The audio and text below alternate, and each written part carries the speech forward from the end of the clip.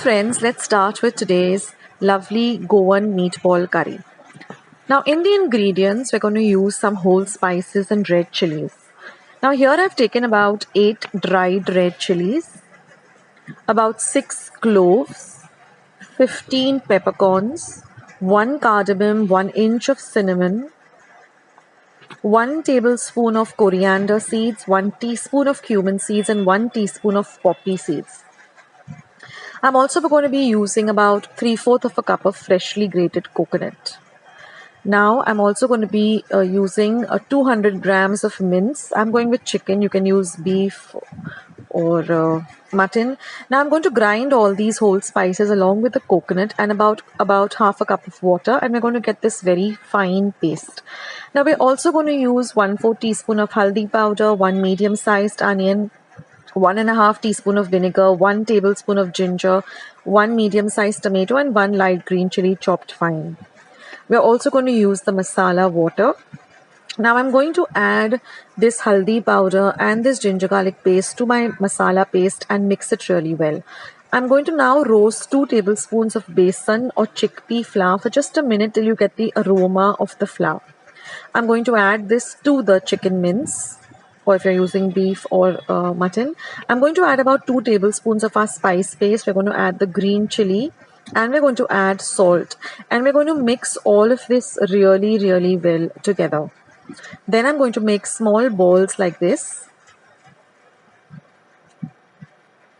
So with this 200 grams of chicken mince that I used, I got about 12 or 15 balls of meatballs, and that's enough for a family of 4. Now I'm just going to lightly I'm just going to add 1 teaspoon of oil in a pan and just lightly fry these balls, not completely, for less than a minute. I'm just going to toss them around, and once I find that they're just a little bit coated and with the oil, I'm going to take them off immediately. So just for about a minute or so, I'm just going to lightly toss them and fry them in the oil. So do that with all of them. Now if you find that your mixture is a little bit loose and you're not able to form the balls, just add a little more of the roasted besan. And once this is done, just set these fried balls aside. Now we're going to make the curry. So I've heated about 1 tablespoon of oil. I'm going to add the curry leaves. I'm going to add my chopped onion and I'm going to fry it really well. I'm then going to add my tomato and fry it till it becomes nice and soft and cooked. Then I'm going to add the masala paste that we ground. And I'm going to fry this masala paste for a whole 5 minutes till you find that the masala starts oozing a little bit of oil. Now friends, all the ingredients along with the method is going to be down in the description box below, just below this video. So don't worry about noting down the amount of spices. Everything is given down below this video in the description box. So fry this paste really well. This is really key to getting the perfect meatball curry.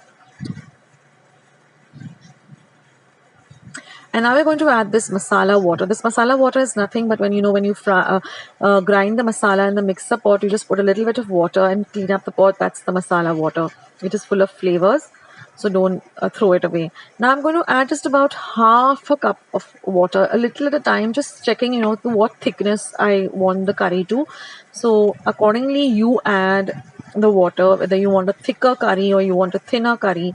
So just add a little at the time, and keep mixing it. Now we're going to add some salt to taste. I'm also going to add a pinch of sugar. And then I'm going to add the vinegar. Now same with the vinegar also, just add according to your taste. Mix everything together and just give this curry a little bit of a taste, whether you need to add more salt, whether you need to add more sugar, more vinegar. And now once the curry is all done, you're going to gently add these meatballs into the curry.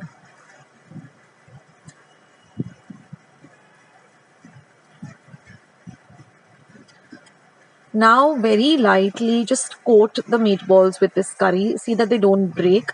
And now since we have lightly fried them in the pan, they don't disintegrate. So that's a good idea. So cover and cook this for about 5 minutes on a low flame, and that's it, friends. Your curry is all ready. You just garnish it with some lovely chopped up coriander, and this goes amazingly well with some pulao or even some pao.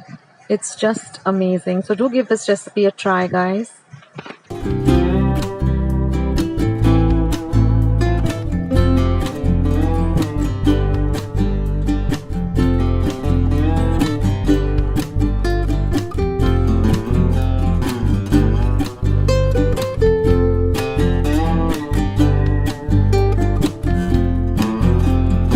I hope you liked today's recipe as well as today's video, and if you would like to see more videos like this, then don't forget to leave this video a big thumbs up.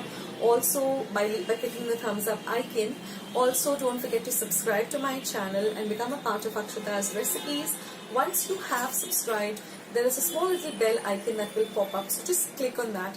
That way whenever I put up a new recipe or a new video, you get a message for the same. So on that note, I'll say bye and I'll catch you in my next video sooner than you think. This is Akshata saying bye. Take care, stay healthy, stay fit, be kind and loving to one another. So till we meet again, bye.